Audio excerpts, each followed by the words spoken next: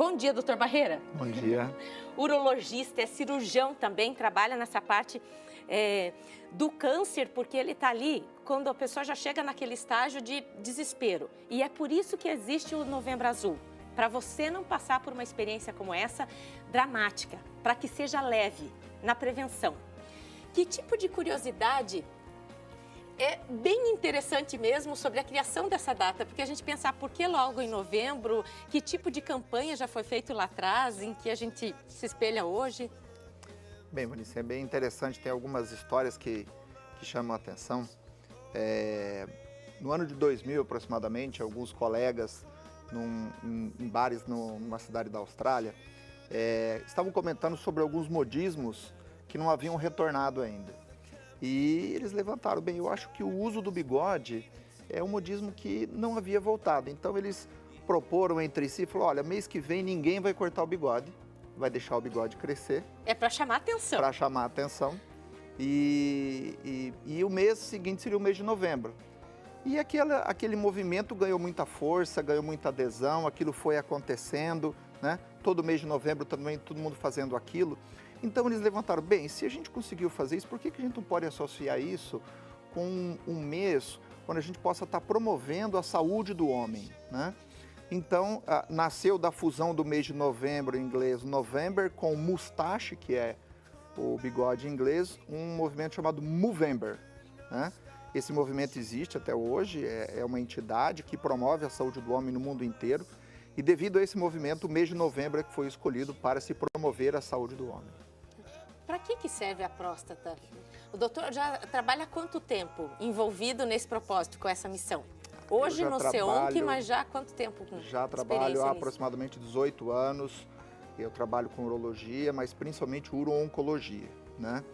E quando a gente fala até do Novembro Azul, a gente não está falando único e exclusivamente do exame da próstata, a gente está falando de saúde do homem, né?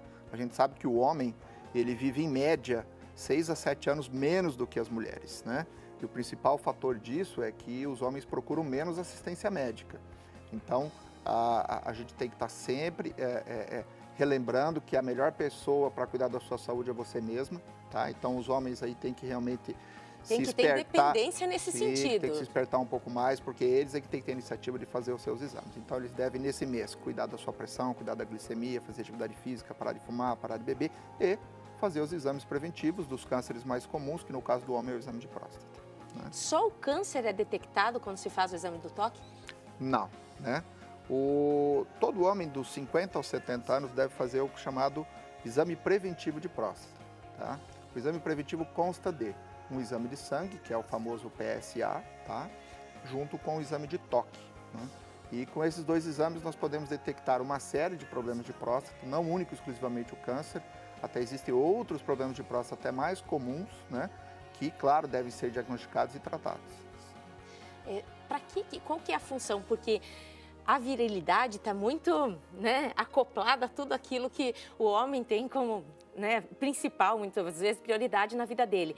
E aí eu sinto essa resistência, muitas vezes, até de fazer o exame, porque a pessoa logo pensa, tá, se eu tiver que passar por um tratamento, depois eu não vou mais poder ter relação sexual, não vou mais ter libido, ou não vou mais ter ereção. Essa é uma pergunta interessante, né?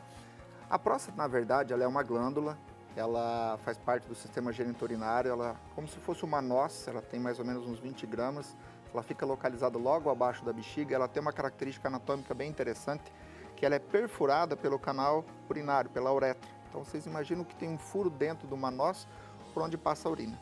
Por isso que os problemas prostáticos costumam cursar com dificuldades urinárias, né? E a próstata, ela tem uma única e exclusiva função. Ela ajuda na produção do esperma, ela ajuda na produção do ejaculado. Então, aí o cara lá está dizendo, não disse, ó, tem tudo a ver. E aí? Na realidade, assim, lá no testículo é produzido o espermatozoide, esse espermatozoide ele vem pelo tubo por ducto, se juntam à próstata e a próstata produz secreções que ajudam na formação do ejaculado, que tem uma função de proteção e de alimentação do espermatozoide na sua função reprodutiva. Quer dizer que se for detectado ali, diagnosticado um problema, nesse caso, a vida sexual dele está condenada? Não, de maneira alguma, né? Pelo contrário. Quando a gente propõe fazer os exames preventivos de câncer de próstata, o que a gente espera é primeiro não achar nada. Mas se achar, a gente tem que achar o câncer de próstata sempre no início. Tudo que é diagnosticado no início, os tratamentos são mais simples e menos agressivos. Então, o câncer de próstata, se você vai fazer os tratamentos que basicamente são cirúrgicos ou radioterápicos, se você pega numa fase bem inicial, né, você consegue fazer tratamentos curativos e com baixo índice de sequelas. A maioria deles continua com continentes e continuam potentes. Claro, se a doença está um pouco mais avançada, você tem que ser mais agressivo.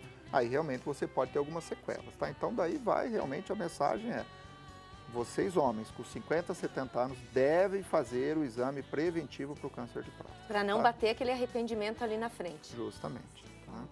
E, importante, nessa fase de você fazer o tratamento curativo com baixo índice de sequelas, o que o homem com câncer de próstata vai sentir? Nada. Absolutamente nada. Então é por isso que esse é um tipo de câncer que tem que ser investigado, procurado, né? No momento que o paciente não sinta nada, né?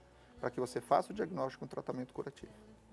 Aí, é claro que, analisando todo, quanto avanço na tecnologia e a medicina de ponta e tudo, a pessoa também pode se questionar sobre por que ainda depende de um exame do dedo, do toque, para se chegar nesse ponto de fazer esse tipo de descoberta. Não tem outra alternativa, doutor? Tem que ser através do exame do toque? Está bem estabelecido que o screening ele é feito com toque mais PSA, né? Esses são exames baratos, né? A gente está pensando em exames de população em massa, né? em grande escala, né? Existe uma sensibilidade muito grande, né?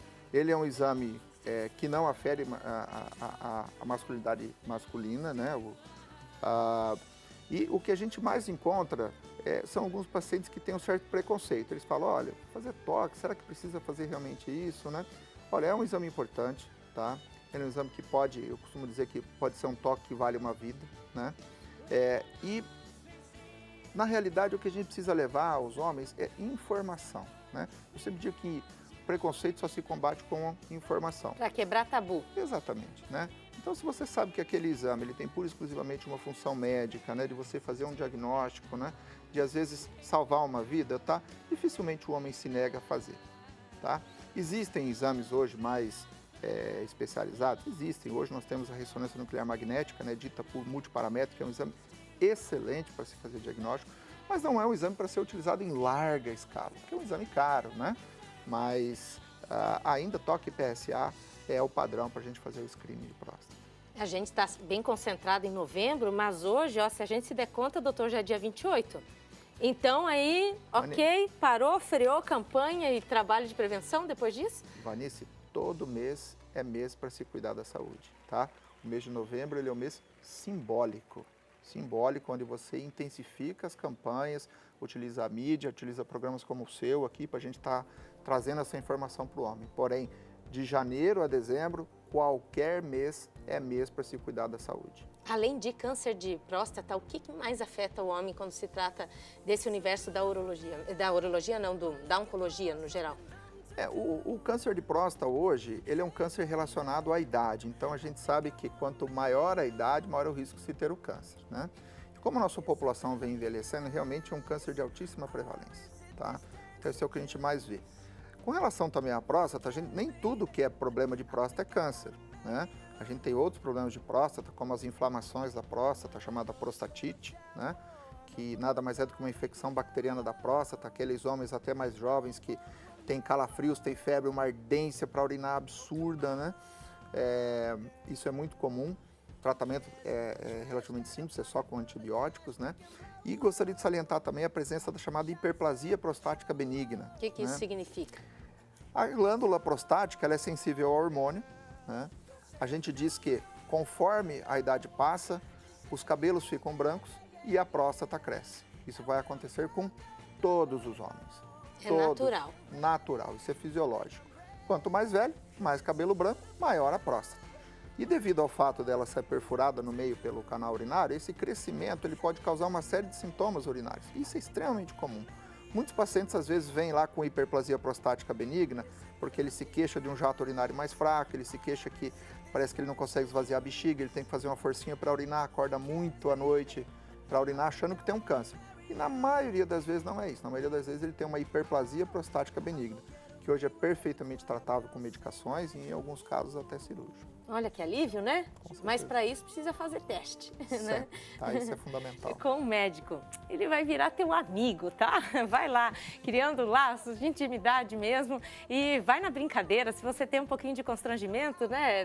Leva na esportiva. Com certeza. Conversa mais com os amigos sobre isso também, com quem já passou pelo exame e tudo mais. Isso a partir dos 40, doutor, antes não precisa? Ou do toque, no caso? Mas hoje, o mais indicado é dos 50 aos 70 anos, se vocês têm histórico familiar a partir dos 40, de câncer de próstata, a partir dos 45, né? Se fazia a partir dos 40 até os 80, mas se viu que antes dos 45 antes dos 50 é muito raro o câncer, né? E depois dos 70 você tem uma série de cânceres que talvez nem precisem ser tratados, né? Mas essa é uma coisa mais específica para o especialista. Então, 50 aos 70 anos, exame preventivo.